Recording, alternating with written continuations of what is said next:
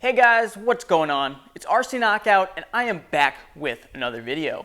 Now, if you're new to the channel, my name is Nolan, and in today's video I have a bit of an unlikely comparison for you guys because I will be comparing the Traxxas Xmaxx to the 1/5 scale gas-powered Hpi Baja 5B. Weather today is not great. There's a lot of wind and I want you guys to be able to hear me. So I decided to film this one inside of the garage. Now to run you through the specs of these vehicles real quick, the Hpi Baja, like I was saying, is a 1/5 scale gas-powered RC. So petrol powered for the rest of the world.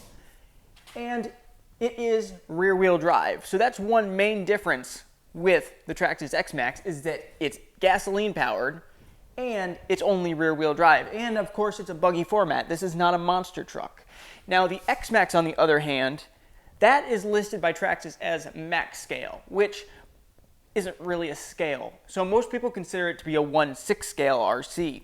And that, of course, is electric, brushless, and it is a four-wheel drive monster truck. Now you guys might be thinking to yourself, well, Nolan, you can't go and compare a 1/5 scale gas-powered buggy to a 1/6 scale electric-powered monster truck. They're two completely different machines. And I understand where you're coming from. You're right. But despite all the differences they have, I think they actually have some similarities, such as both of these machines are right around the same weight range. I know the Baja weighs in right around 22 pounds, and a stock Xmaxx is right around 20 pounds. So they're both in the same ballpark when it comes to their weight. They're both very capable rigs. I think both of them are really good jumpers. Now, of course, the Xmaxx is going to be more for bashing, but there's advantages to having the Baja, such as with it being gasoline powered, the only battery pack that you have to worry about is the receiver pack, which on a stock Baja is going to be most likely a nickel metal hydride pack, and that can last multiple runs without having to recharge it.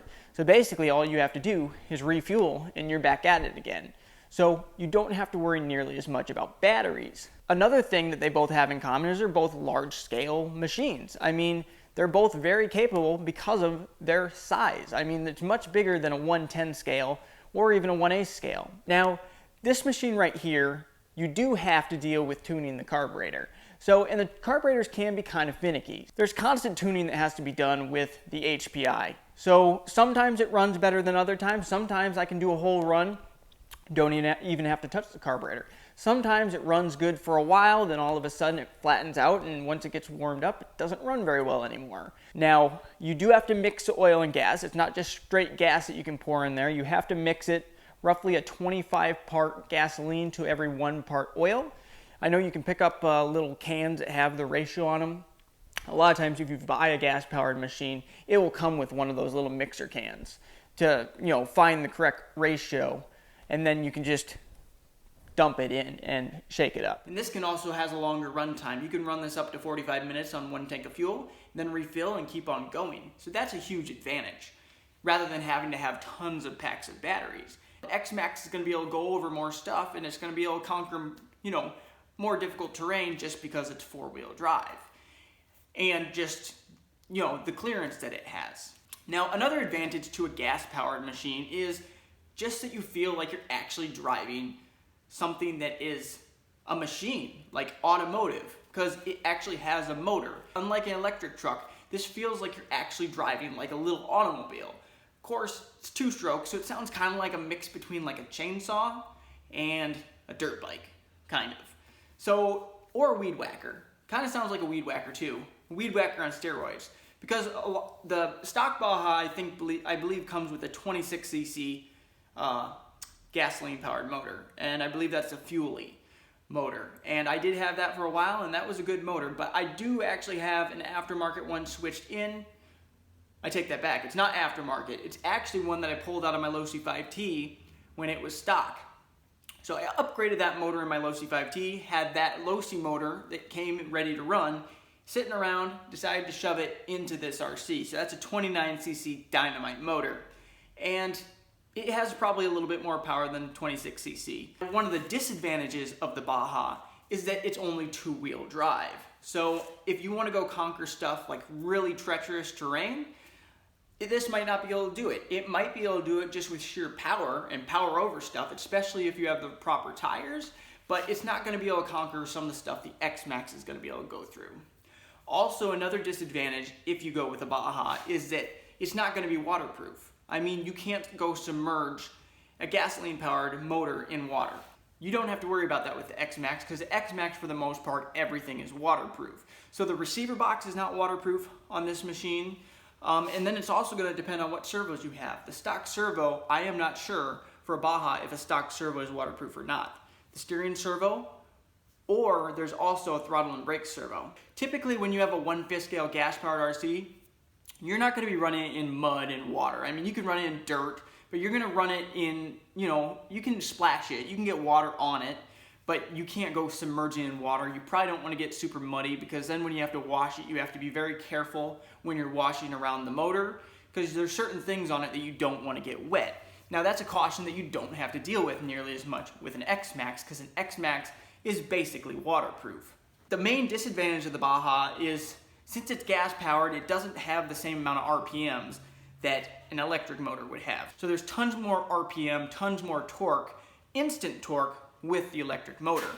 Which is why, like, if you wanted to go do backflips or do stunts in the air when you're jumping, an Xmaxx is going to be a much better vehicle to have, because you can actually level it out by giving it gas, and also with the larger monster truck tires, that's really going to help rotate that machine if you want to do backflips. Now, it's harder to recover with a gasoline powered, because it's a rear wheel drive machine. You can't really bring the nose back up. So however you take off from the ramp, that's going to determine how you land. So you could go off it funky and you could crash. The Baja is gas powered, so of course it's a much louder machine.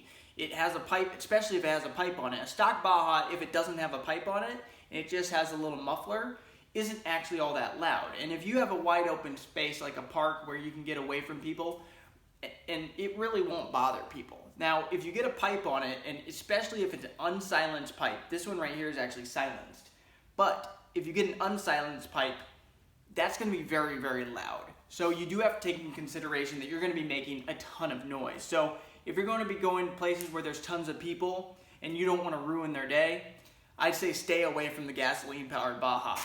And I'd say go with the Xmaxx. Maybe you're not even allowed to use gas-powered ones in some cities. I don't know what the rules are. But if you have a wide open park or a nice place in the country you can go to and run it, the Baja's worth having. So yeah, you have to take into account that you can't necessarily run both of these machines at the exact same location. So let me grab the camera. We're going to take a closer look at these rigs. Here's my tooth. Here's my ear.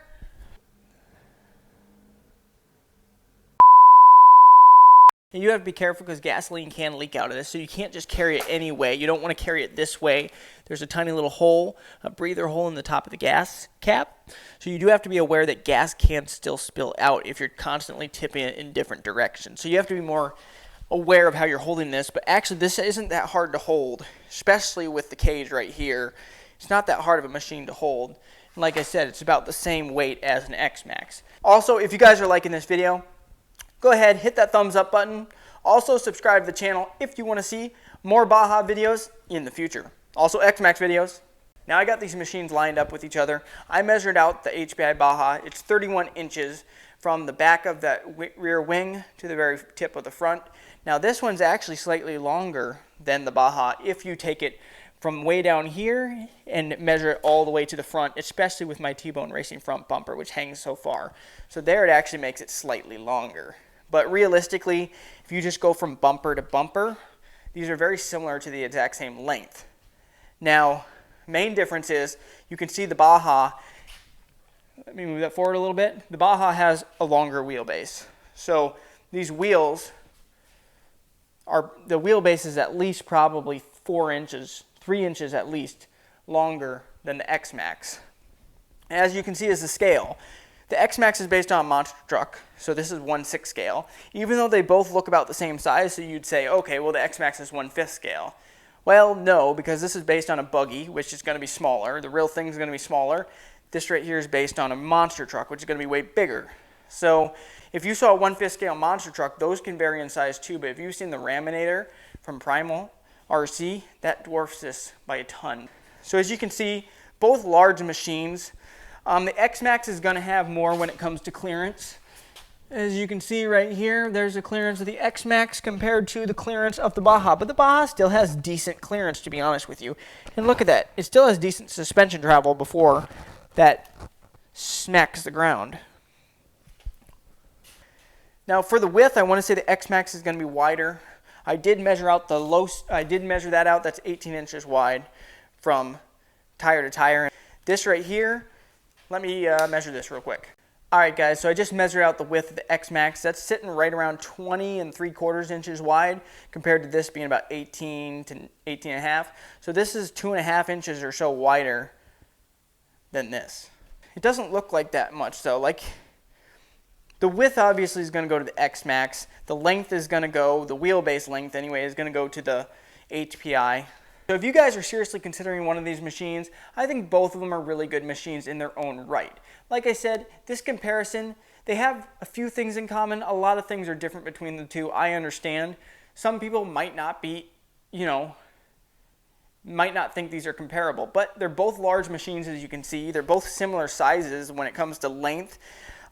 They both can do a lot. They can go over a lot. This can still conquer a lot of stuff despite it being rear-wheel drive, especially with the wheels, the tires I have on it, because I have these MX.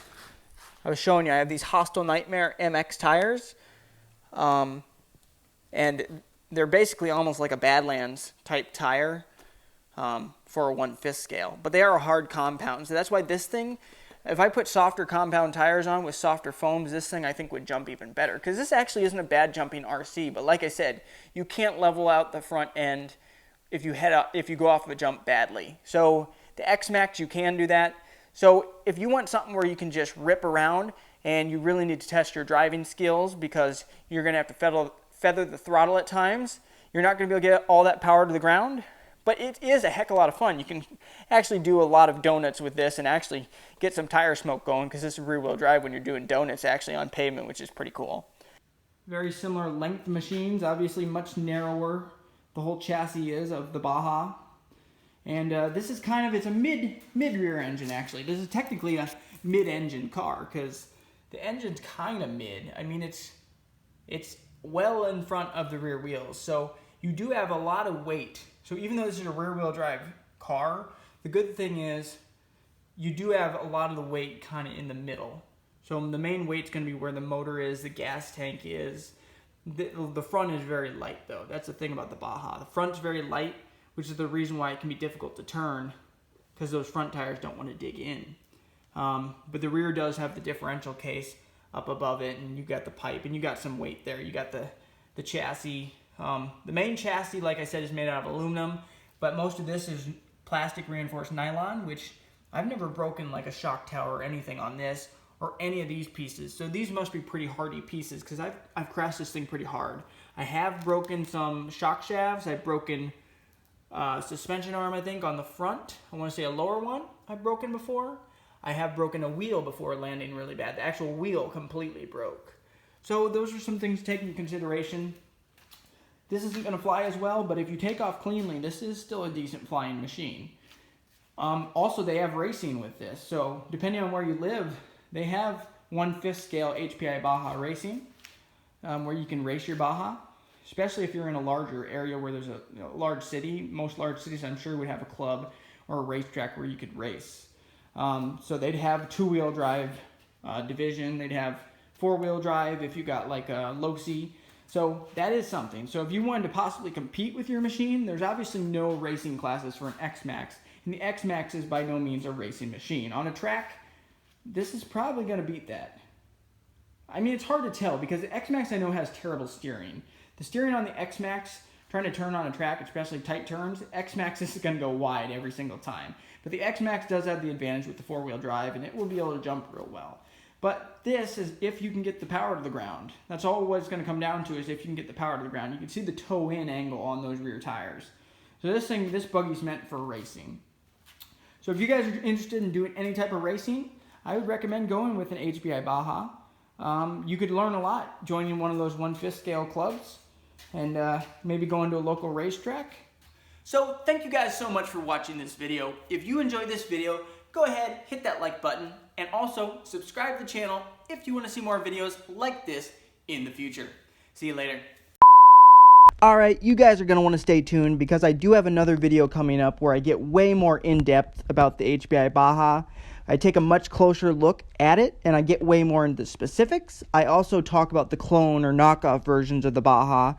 And also there'll be another video coming up talking about the specifics of the Xmaxx. And then later on, I will be putting out a video comparing the two running side by side. So a running comparison of the two rigs. So go ahead, stay tuned, hit that like button, also subscribe to the channel. See you later, guys.